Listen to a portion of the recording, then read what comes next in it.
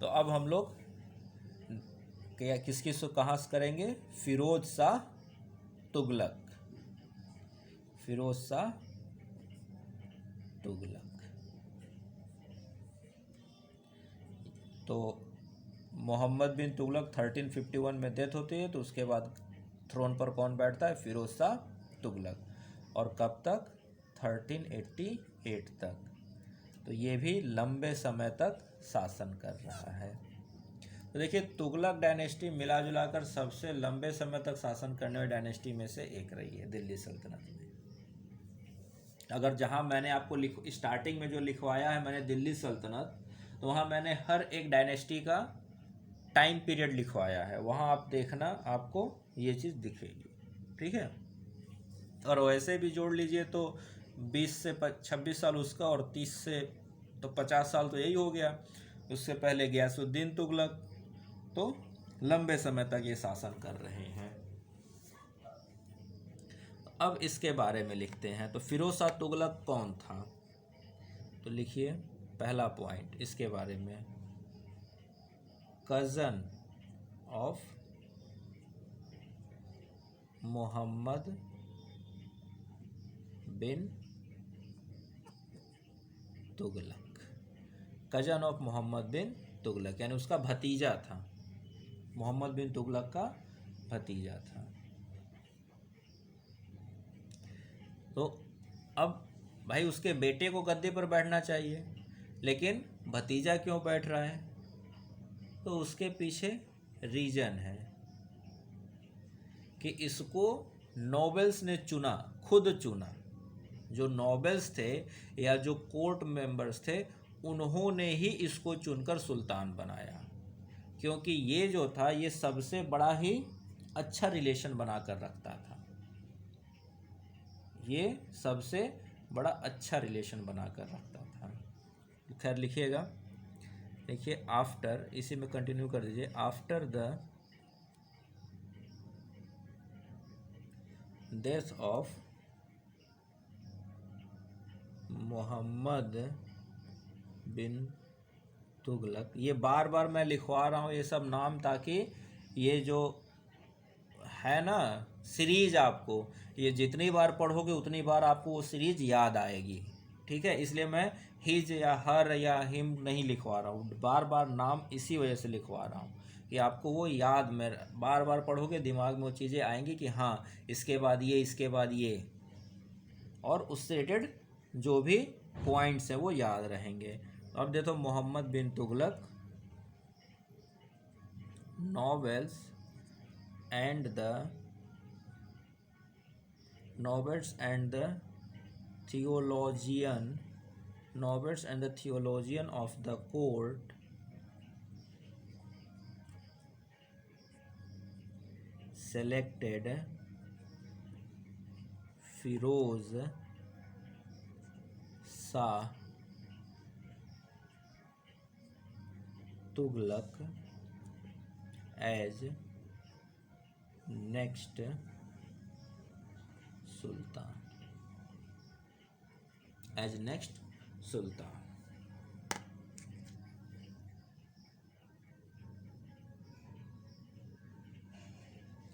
Next point लिखिए,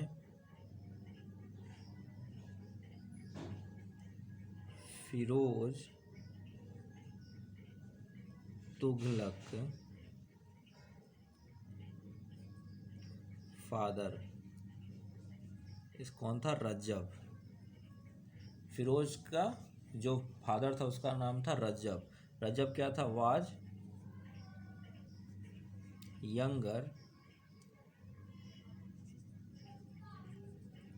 brother of किसका? गयासुद्दीन तुगलक, गयासुद्दीन तुगलक। भाई तभी ना चचेरा भाई हुआ, कजन। कजन का मतलब क्या हुआ? चचेरा भाई। तो चाचा का लड़का, तो चाचा कौन होगा? इसके मोहम्मद बिन तुगलक के फादर गयासुद्दीन तुगलक का भाई, तो कौन था? गयासुद्दीन तुगलक का भाई रज्जब। तो रज्जब का बेटा था कौन? फिरोज शाह तुगलक। यानी कि मोहम्मद शाह तुगलक और फिरोज शाह तुगलक आपस में क्या थे? चचेरे भाई थे। ठीक है। younger brother Ghiyasuddin Tughlaq, while his mother was a Bhati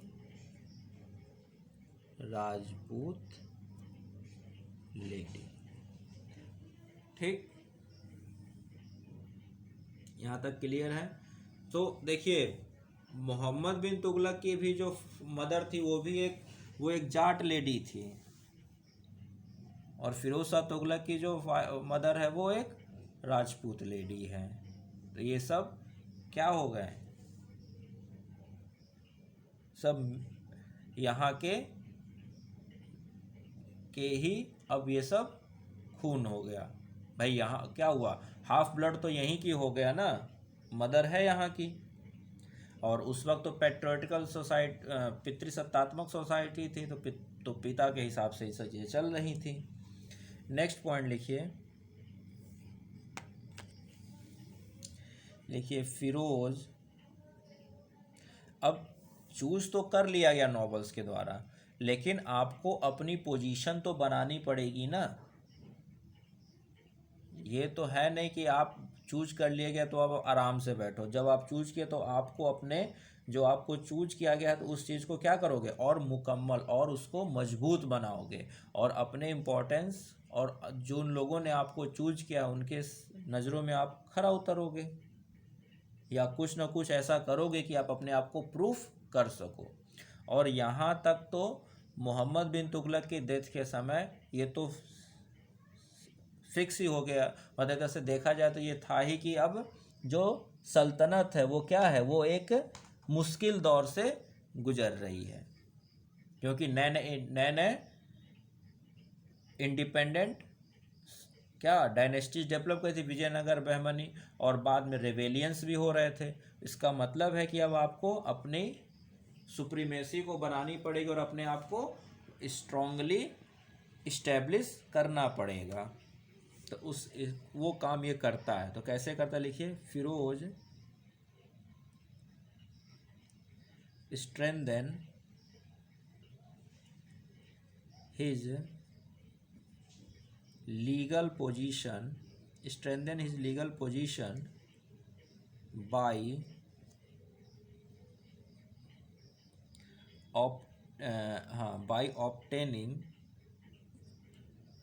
obtaining an investiture from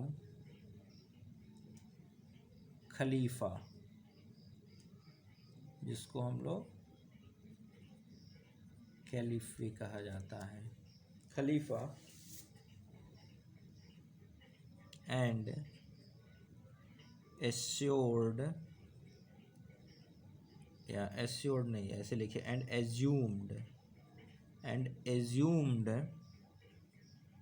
the title of नायब ए आमिर उल मोमिनीन।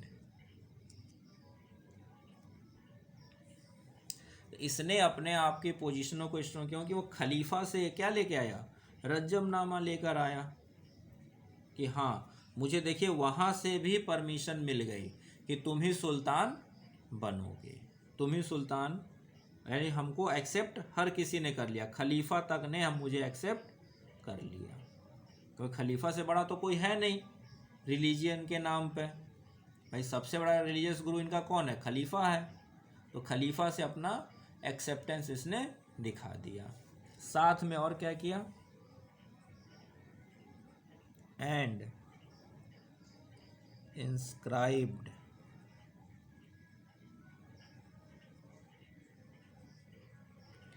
Khalifa's name on the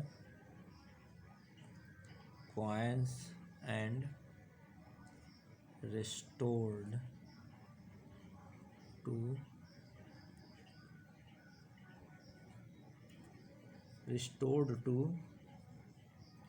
religious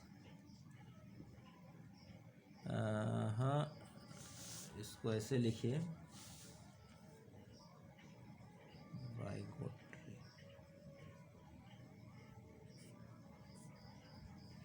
तो यहाँ आपको याद करने वाला पॉइंट क्या होगा, वो सुल्तान जिसने क्वाइंस पर खलीफा के नाम लिखवाए,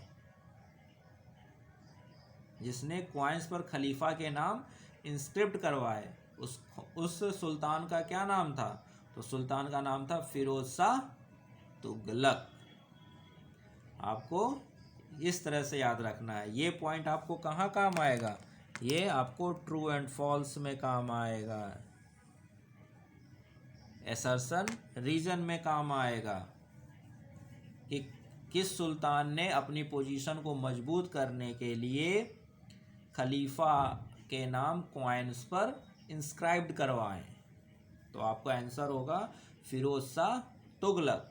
या क्वेश्चन बन सकता है कि फिरोज शाह तुगलक हैज क्या strengthen his position by obtaining an investor from the Khalifa and also to make Khalifa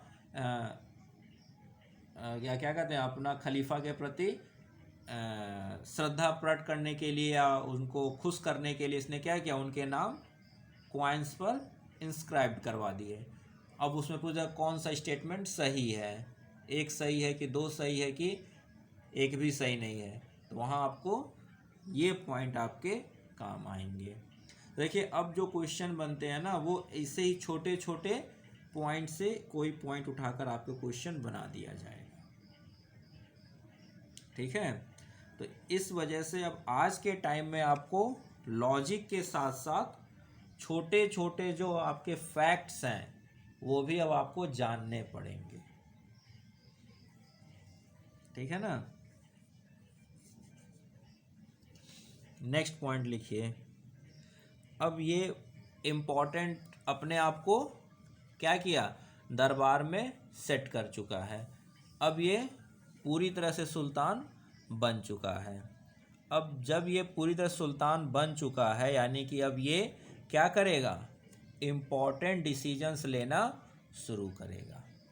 और इम्पोर्टेंट डिसीजंस जब ये लेना शुरू करेगा तो सबसे पहले क्या करेगा, ये कुछ अपॉइंटमेंट्स यानी नियुक्तियां करेगा। जैसे ही देखते हैं आप, आज भी अगर देखिए तो जैसे ही सरकार बनती है, न्यू सरकार बने या किसी दूसरे अपोजिशन की सरकार आ गई, जो भी बनती है वो क्या करती है, वो इम्पोर्टेंट पोस्ट्स पर अपने खास लोगों की अपॉइंटमेंट करती है। तो ऐसा है इसने किया। तो लिखिएगा ही अपॉइंटेड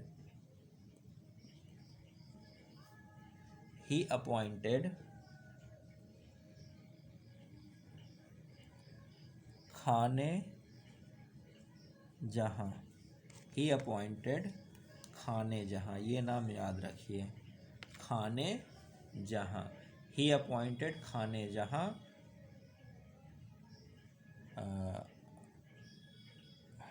मकबूल, खाने जहां मकबूल, ए कन्वर्टेड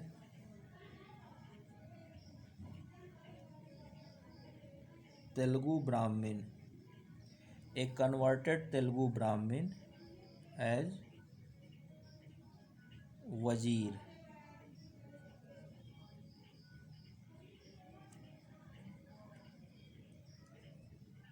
प्राइम मिनिस्टर। तो इसने खाने जहां मकबूल को अपना वजीर घोषित किया। ठीक, नेक्स्ट पॉइंट लिखिए, इसी में लिखिए after death of Maqbool his son was promoted as वजीर।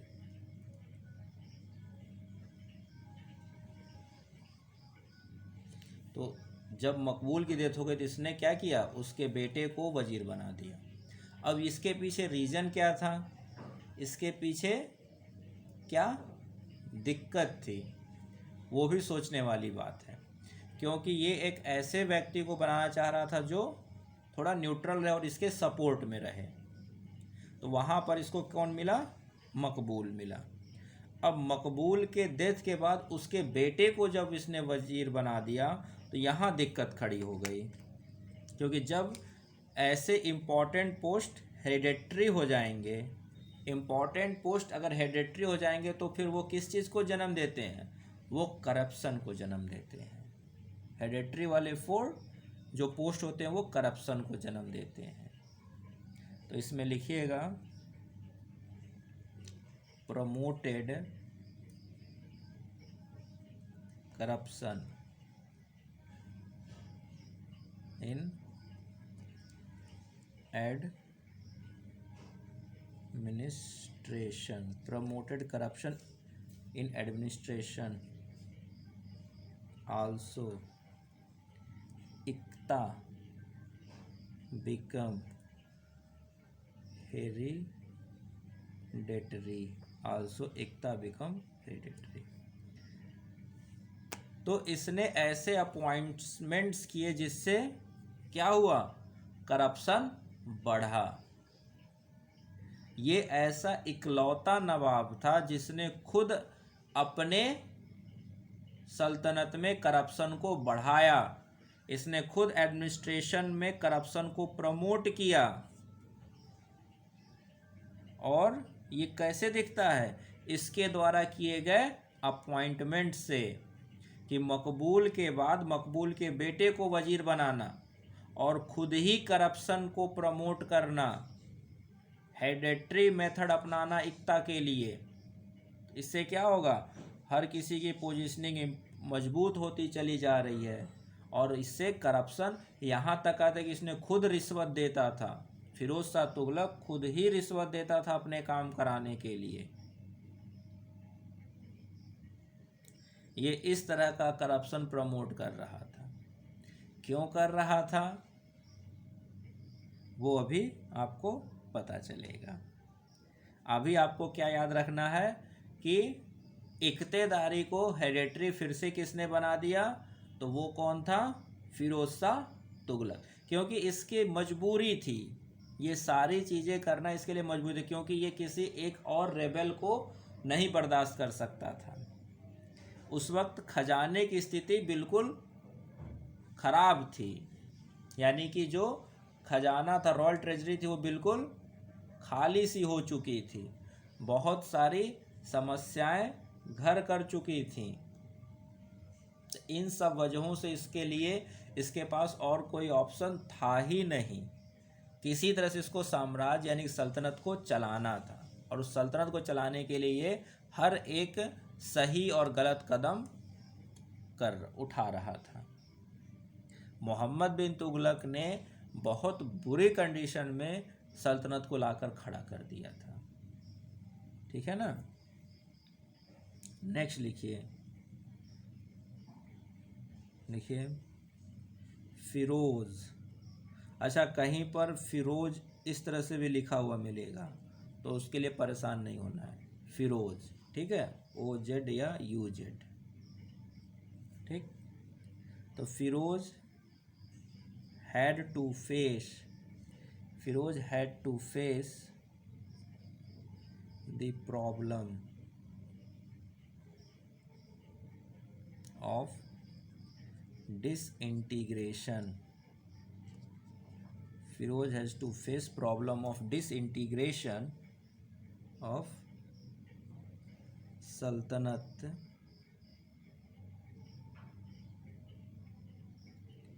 instead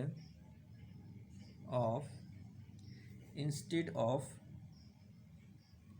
reoccupying south and Deccan. South and Deccan, south का मतलब विजयनगर जो खो चुका है, और डेक्कन का मतलब बहमनी, ये दो ये खो चुका था ना विजयनगर और बहमनी, मोहम्मद बिन तुगलक के टाइम पर ही। तो वही का लिखा हुआ है कि इंस्टेड ऑफ री ऑक्यूपाइंग, यानी साउथ यानी विजयनगर वाला एरिया यानी साउथ का एरिया री ऑक्यूपाई करो, या बहमनी को री ऑक्यूपाई करो यानी डेक्कन का री ऑक्यूपाई के बदले जो बचा हुआ है उसी को बचा लो, जो बचा हुआ है उसी को बचा लो। यही इसका मेन फंडा था।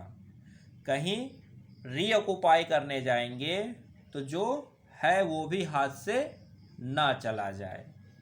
तो इंस्टेड ऑफ री ऑक्यूपाइंग साउथ एंड डेक्कन क्या लिखेंगे, कॉमा करके लिखिएगा,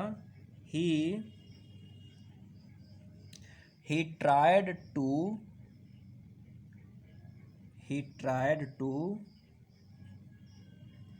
safeguard his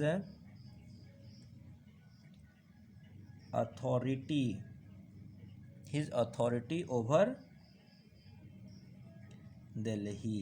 तो ऐसा ना हो कि हम एक्सपीडिशन पर जाएं विजयनगर और बहमनी को जीतने और इधर हमारी ही सत्ता चली जाए, या उसको जीतने जाएं और हम खुद हार जाएं तो जो बचा कुचा सल्तनत है उसमें से भी कुछ हिस्सा उनको ना देना पड़ जाए। भाई हो सकता है ना कि आप यहाँ दिल्ली पर काबिज हो, आप यहाँ अब अगर मैं कहूँ ऐसे करके ये अगर बना दिया जाए तो आप तो यहाँ दिल्ली पर काबिज हो, आओगे आप कहाँ पर, ये बहमनी का एरिया जीतने या फिर क्या करने, इधर विजयनगर का एरिया जीतने। अब यहाँ से आपको क्या करना पड़ेगा, एक्सपीडिशन करके आना पड़ेगा। अगर जीत गए तब तो बहुत अच्छी बात, अगर हार गए तो पता चला कि बहमनी वाला इतना और हिस्सा ले लिया, हार गए तो इधर विजयनगर वाला उठ के इतना हिस्सा और ले लिया, तो जो आपका बचा हुआ है वो भी चला जाएगा। या आप दरबार में यानी कि आप दिल्ली में नहीं हो, रजिया सुल्तान का वाला याद है ना, अल्तुनिया के खिलाफ जब वो एक्सप्रेशन करने गए थे इधर बहराम शाह ने उसको क्या किया था, रिप्लेस कर दिया था उसी के भाई ने। तो वही हुआ कि आप दिल्ली से निकलो और पता चले कि यहाँ दिल्ली पर कोई और काबिज हो गया। लेकिन नोबेल्स तो अब मजबूत हो चुके थे, वही डिसीजन मेकर हो गए थे। और आपने ऐसे ऐसे लोगों को चुना था वजीर कि कुछ लोग आपसे नाराज़ थे, तो कॉन्स्पिरेसी आपके खिलाफ हो रही थी। तो इसने सबसे अच्छा काम, सबसे सिंपल सा काम यही किया कि जो गया सो जाने दो, जो हिस्सा बहमनी गया जाने दो, विजयनगर गया जाने दो, जो बचा है उसको संभाल लो। क्या कहा, जो बचा है उसको संभाल लो, यही इसका फंडा था। और उसको किसी भी तरीके से संभालो, चाहे करप्शन करके संभालना हो चाहे कुछ भी, लेकिन संभाल लो, यही इसका काम था। ठीक है, यहाँ तक हो गया, समझ में आई बात। चलिए ठीक। तो इसके पास क्या थी, अब फिरोज शाह तुगलक मजबूरी में फंसा हुआ राजा था, सुल्तान था और इस ऐसी मजबूरी थी कि ये कुछ कर भी नहीं सकता था कि अगर कहीं एक्सपेडिशन के लिए गया तो इसके पीछे कॉन्स्पिरेसी हो जाए, या अगर कॉन्स्पिरेसी करके इसको कोई हरा दिया तो बचा कुचा हिस्सा है उसमें से कुछ देना पड़ गया। और सामने वाले स्ट्रांग हो चुके थे, नया नया साम्राज्य था बहमनी और विजयनगर वालों का, तो उनके अंदर यूनिटी अच्छी रही होगी। तो इन सब चीज़ों को देखते हुए इसने कहा कि भैया पहले अपनी पोजीशन सुधारो, अपनी दिल्ली को देखो, और वही ये काम किया। तो इसने नया कैंपेन किया लेकिन कुछ खास फ़ायदा नहीं हुआ, क्योंकि ये जहाँ जहाँ कैंपेन करने गया वहाँ वहाँ ये हार कर ही आया। ठीक है, तो नेक्स्ट पॉइंट लिखिएगा, लिखिए ही lead he led to unsuccessful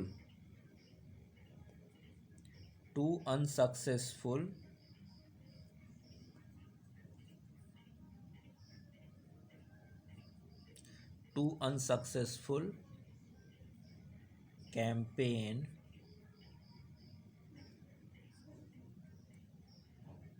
against Bengal.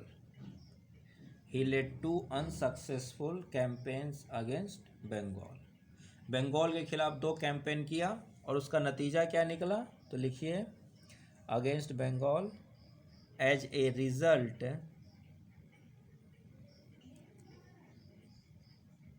Bengal free from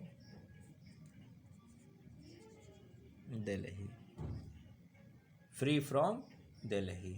तो अब आप खुद ही समझिए इस बात को कि ये बंगाल पे जा रहा है एक्सपीडिशन करने और वहाँ पर रिजल्ट ये निकल के आ रहा है कि बंगाल भी दिल्ली सल्तनत से फ्री हो जा रहा है। तो अब आप इसी से अंदाज़ा लगा सकते हो कि ये इतने बड़े अंपायर बहमनी और विजयनगर को अगर के खिलाफ इसमें करेगा तो क्या हालत होगी। नेक्स्ट पॉइंट लिखिए, हाँ, एक कैंपेन में ये सक्सेस हुआ, लिखिएगा कैंपेन। तो जब आप शॉर्ट नोट्स बनाइएगा तो यहाँ से तो मैं आपको ऐसे पॉइंट वाइज लिखा रहा हूँ, लेकिन शॉर्ट नोट्स में आपको कैसे बनाना होगा, फिरोज शाह और उसके कैंपेन्स, यानी कौन कहाँ कहाँ उसने कौन कौन से कैंपेन किए, किस किस राज्य के खिलाफ, डायनेस्टी के खिलाफ, और क्या रिजल्ट आया। तो जब आप दिल्ली सल्तनत के राजाओं की लिस्ट बनाओगे, लिस्टिंग करोगे, तो क्या करोगे, जैसे एक तो उनकी सीरियल नंबर की लिस्टिंग की, हाँ ये इसके बाद ये राजा बना, इसके बाद ये बना, इसके बाद ये बना। उस सेकेंड लिस्टिंग क्या करेंगे कि ये राजा है तो इसने कौन कौन से इम्पोर्टेंट कैंपेन्स किए, यानी कौन कौन से एरिए को जीता। इसका एक लिस्टिंग क्या करेंगे, ये राजा सुल्तान है तो इसने किनको किनको पैट्रोनेज, यानी किसी खास व्यक्ति को, जैसे किसी राइटर को या किसी ट्रैवलर को पैट्रोनेज दिया, किया उसके कंटेम्प्ररी में है, वो लिस्टिंग हो गई।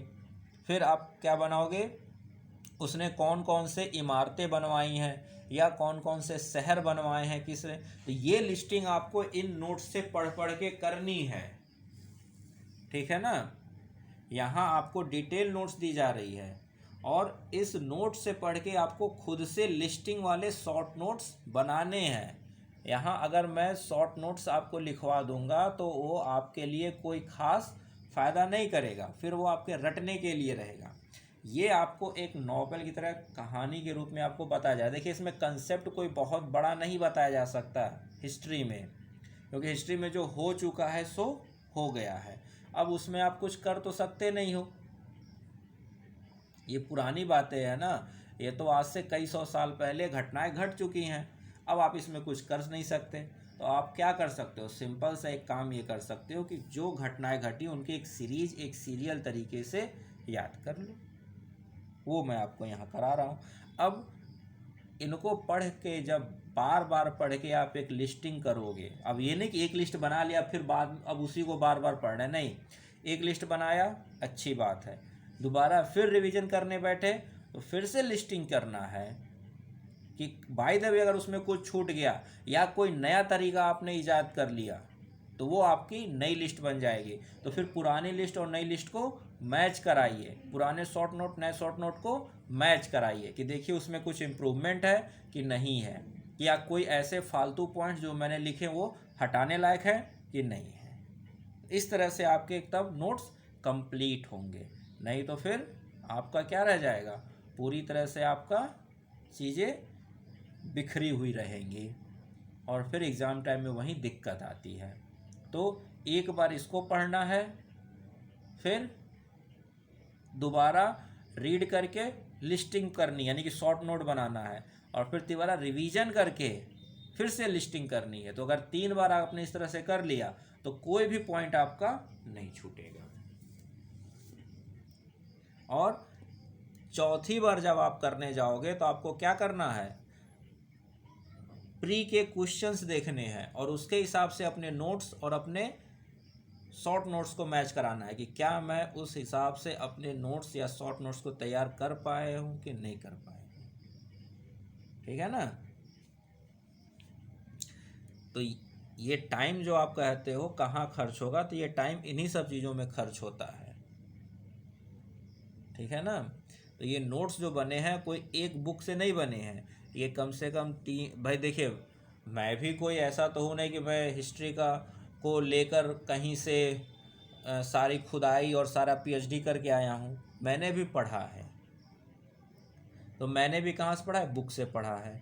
तो मेरे पास टाइम था तो मैंने एक नहीं 3-4 बुक से पढ़ाई की, वहाँ से इम्पोर्टेंट पॉइंट्स खोज कर लाकर उनके नोट्स बनाए, फिर उसको और समराइज़ किया, फिर उसको इस हिसाब से समराइज़ किया कि आपके एग्ज़ाम में वो क्वेश्चन आते हैं और उनका क्या रोल रहता है, वो सारी चीज़ें यहाँ आपको बताई जाएंगी कि उसमें कौन सा इम्पोर्टेंट पॉइंट है, कौन सा इम्पोर्टेंट पॉइंट नहीं है, वो सारी चीज़ें यहाँ आपको बताई जाएंगी। ठीक है ना।